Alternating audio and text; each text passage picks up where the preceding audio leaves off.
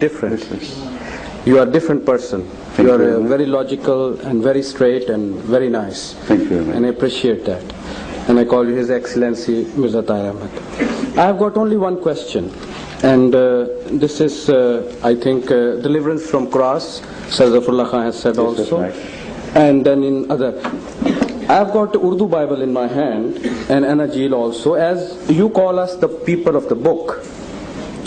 So, if we are the people of the book and we believe Anajil and all that, in John's Gospel it says that when Jesus was on the cross, you see, according to Jewish and according to Greek thinking, any person who is left on Sabbath day on the cross, you see, and the Sabbath has arrived. That will violate the Jewish yes, right? Yes. They used to break the legs in order to find out whether that man is dead or alive. So the two persons who were with Jesus Christ on the cross of Calvary, their legs were broken. Their legs were broken because they never died. But not that of Jesus Christ. Not of Jesus Christ, because he died already. But according to Mirza, His Excellency Ghulam Ahmad Qadian, Jesus in India, he wrote a book. He was delivered alive from the cross. Alive from the cross. So how it can be, while the book of the Gospel of Matthew, John and Mark and other, and then even if you had not quoted the Gospels, I would readily agree with you that the legs of Jesus Christ were spared. They were not broken. Yes. It's only a question of what you read in that. Yes. So he died on the cross. No, he didn't. What I'm saying is that the whole scenario has to be rebuilt before you make a judgment. Not only what happened at the cross, but just before that and after that, and how was Jesus seen according to the same Gospels whose authority you are quoting. So when I build that scenario, then there will be more questions to be answered, this time by you, not by me. You see, I'm going to tell you, number one, he promised that he would leave them and go to the lost sheep of Israel. Did he not? Mm-hmm. And the crucifixion took place, and he, according to the biblical, the gospel writers, he returned to heaven. Did he not? Mm-hmm. And were there any lost sheep of Israel in the heaven at that time? Mm-hmm. Were any herds of the house of Israel, herds of sheep or herds of people belonging, of course that's the meaning, lifted to the fourth heaven or fifth heaven or whatever it was, so that Jesus could keep his promise and go to them? Obviously not. Then he also promised them that no sign will be shown unto this generation of this and that, simple people, but the sign of Jonah, the prophet of the fish. Right? Yes. 3 days and 3 nights. Right, yes. So was Jonah kept 3 days and 3 nights in the belly of the fish, alive or dead?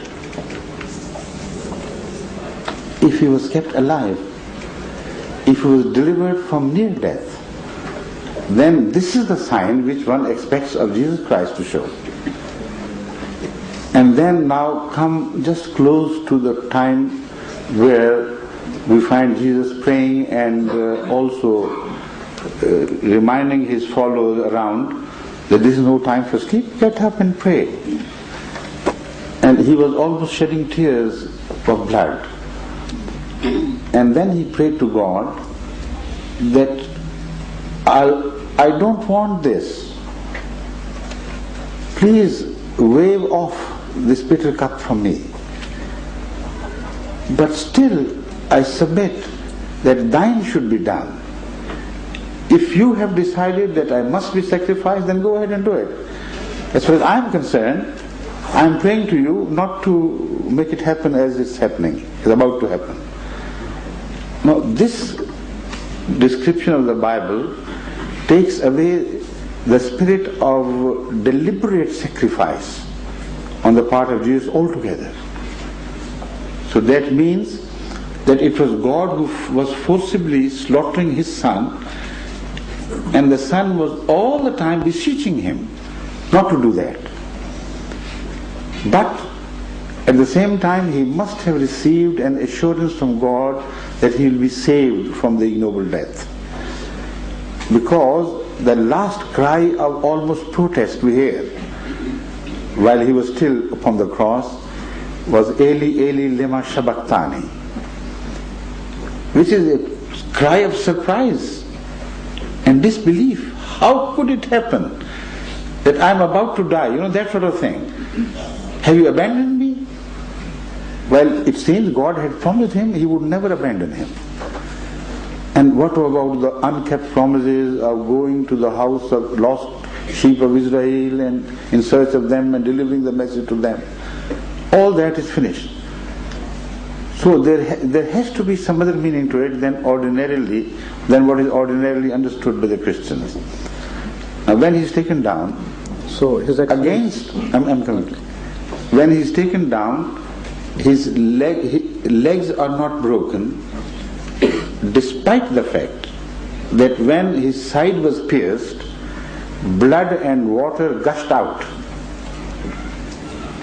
And in the book Deliverance from Cross, published by the Ahmadiyya Community London, in which it is the coverage of a function held here, a sort of function in which Christians also participated.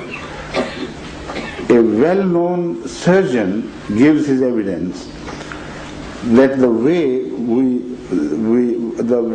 can rebuild the scenario of what happened at the time.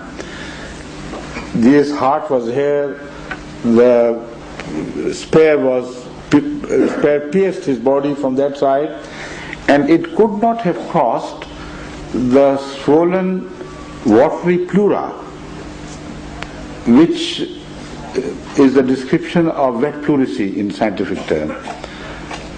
And the evidence of blood and water gushing out speaks of a life phenomenon, not the phenomenon of death. So he says it is a positive evidence according to medical understanding that Jesus had not yet died by the time his side was pierced.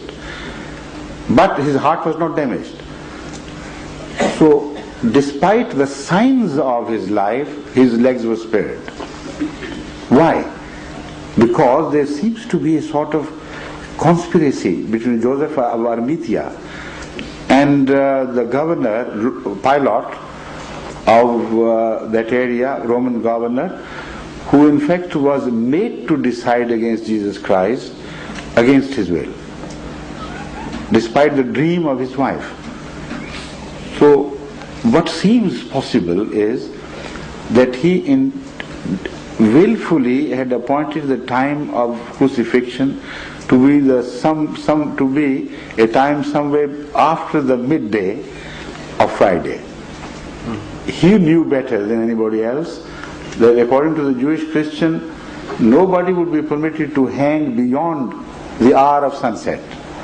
In fact, the bodies were taken down much before that.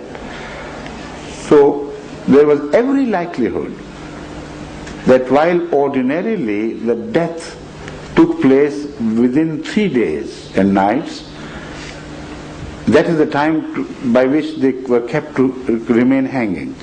They were kept remaining hanging, and despite that there was an additional precaution. The legs should be broken, lest if they were alive, they should die. So, in case of Jesus Christ, he hung upon the cross only for 3 or 4 hours. Because according to the time of the year, the days had already started shortening. Now they were still short, and they were not yet elongated as we find in the summer. And before the sunset, the bodies of all these 3 were taken down. Although the legs of the criminals were broken, he was spared. Why? I believe out of special courtesy and out of some secret order.